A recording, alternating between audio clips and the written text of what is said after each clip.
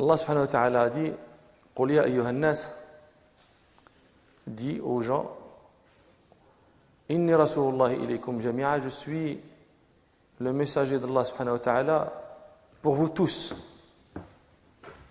Donc le Nabi sallallahu alayhi wa sallam a été envoyé pour tout le monde. Mais il a été écrit que ceux à qui a été envoyé le Nabi sallallahu alayhi wa sallam ne répondraient pas tous favorablement à l'envoi du Nabi sallallahu alayhi wa sallam. Donc il resterait toujours des gens qui ne répondraient pas, qui refuseraient toujours da'wat du Nabi sallallahu alayhi wa sallam. Ça, c'est une chose qui a été écrite.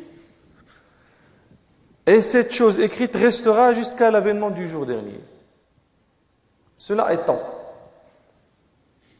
comment celui qui a répondu favorablement à l'appel du Nabi sallallahu alayhi wa sallam devrait se comporter avec celui qui n'a pas répondu favorablement?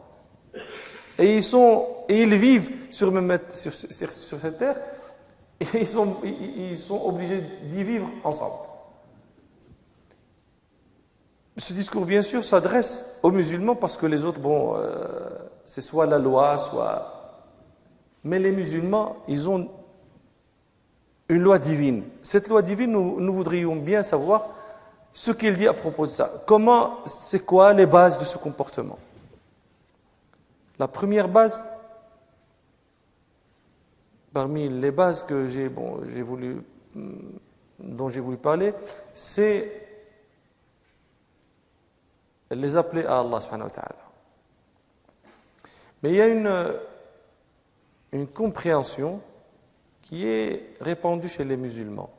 C'est que cet appel à Allah subhanahu wa ta'ala est réservé aux du'at, est réservé aux érudits, aux savants. Et ceci est une erreur notoire. C'est vrai que l'appel à la voix d'Allah subhanahu wa ta'ala, déjà c'est la profession des prophètes, du prophète sallallahu alayhi wa sallam. Et puis le Nabi sallallahu alayhi wa sallam a ordonné à certains de ses compagnons d'appeler à Allah subhanahu wa ta'ala. Et puis le Nabi sallallahu alayhi wa sallam a laissé un appel général à toute personne qui sait une chose, qu'il a sait correctement, de la faire parvenir aux autres. Donc ce n'est pas une chose qui est limitée à X ou à Y, mais c'est une chose qui est générale aux musulmans. Alors j'ai dit que comment faire cet appel?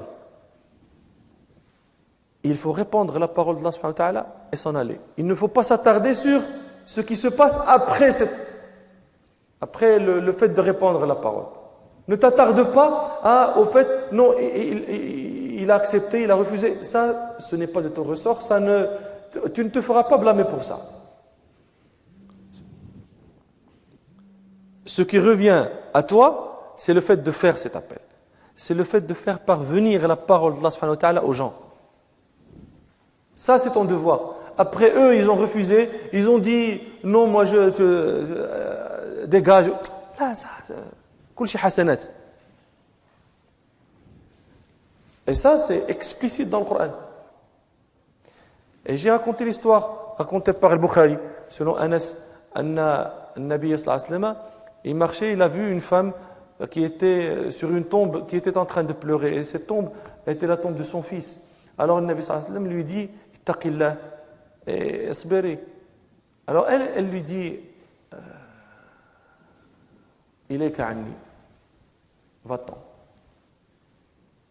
Ce n'est pas à toi que c'est arrivé. Elle ne savait pas qu'elle s'adressait au prophète sallallahu alayhi wa sallam. Bien sûr, c'est bien entendu, si elle aurait su, elle n'aurait pas parlé comme ça. Il y avait quelqu'un qui a vu le Nabi sallallahu alayhi wa sallam lui dire quelque chose, mais il n'avait pas entendu ce qu'il lui avait dit. Alors il lui pose la question, il dit à la femme, qu'est-ce que le Nabi sallallahu alayhi wa sallam t'a dit? Elle lui dit, c'est le Nabi sallallahu alayhi wa sallam. C'est lui qui va parler. Donc dans sa tristesse, dans sa hada, elle n'a même pas reconnu la voix. Et il dit, oui, Wallahi, c'est le Nabi sallallahu alayhi wa sallam. Et il lui dit, Wallahi, je ne l'ai pas reconnu. Et puis elle s'en va chez le Nabi sallallahu alayhi wa sallam. Et il lui a dit, Ya Rasulallah, je ne t'ai pas reconnu. Alors, le Nabi lui dit, innama as-sabr, donc la patience. Là, le sabr, la patience. C'est l'endurance. Sabr, dans des circonstances, tu peux dire pour sabr la patience, mais pas là. Tu endures, tu reçois le coup, tu endures. Tu n'es pas patient. Ça n'a rien à voir maintenant ici, la patience. C'est clair, je crois. Alors l'endurance, le fait d'endurer le choc, c'est quand le choc t'arrive la première fois. Tu sais, Allah al-afiya jami'an, quand quelqu'un reçoit la mauvaise nouvelle, c'est une chaleur qui s'enflamme à l'intérieur de lui. Alors c'est là où il faut montrer le sabr, l'endurance. Bon, c'est là où il y a beaucoup de ajr. Donc le Nabi sallallahu alayhi wa sallam, pourquoi moi je raconte l'histoire? Parce que le Nabi sallallahu alayhi wa sallam, quand il lui a dit « Taqillah asbiri » et qu'elle a répondu en disant ce que vous avez entendu, il n'a rien répliqué, il n'a rien dit. Et il s'en est allé. C'est ça ce qu'on dit. Tu donnes la parole et puis tu t'en vas. Il accepte, il n'accepte pas, ça c'est une autre chose et ça ne te revient pas, ça ne t'incombe pas. Nous avons des versets dans notre livre qui ne s'adressent pas à nous mais qui s'adressent à vous. Jamais vous ne dites ça. Pourquoi? Vous n'êtes pas les gens du livre. Et pourtant, le Coran, il y a beaucoup de versets dans lesquels il y a « Ô gens du livre ». Et eux, ils ne lisent pas le Coran. Ils ne le lisent pas. Ils ne savent pas qu'il y a des versets qui s'adressent à eux. Et vous qui savez, vous ne leur dites pas. Comment vous faites si Allah subhanahu wa ta'ala vous demande pourquoi vous n'avez pas transmis, regarde les appels, regarde les versets, uniquement ces versets. Ô les gens du livre, ô gens du livre, regarde les versets. Et vous avez la chose qui peut rendre heureux tout le monde. En premier vous-même. Mais vous ne faites rien. Vous ne faites rien. Je ne comprends pas la chose. Ça me dépasse. Je ne comprends pas la logique de la chose. Pourquoi vous ne faites rien? Pourquoi? Au moins ça. Tu prends les versets à dos, dans une page, tu remets. Ah, salut Claude. Tu sais que, bon, il y a dans notre livre, c'est une responsabilité. Après, tu fais ce que tu veux. Tu brûles, tu jettes. Bon, ça. C'est pour ça que je te dis, tu fais ça en français uniquement, pour que le Coran en lui-même ne soit pas souillé, etc. Mais tu fais, tu transmets. Alors la deuxième base, c'est le fait d'être équitable.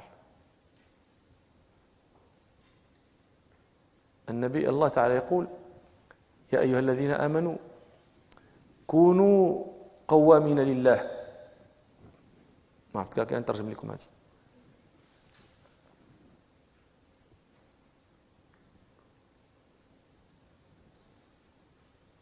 كونوا قوامين لله مدني شهداء بالقسط. Faites ce qui est juste, ce qui est équitable. Attestez-le, soyez-en témoins.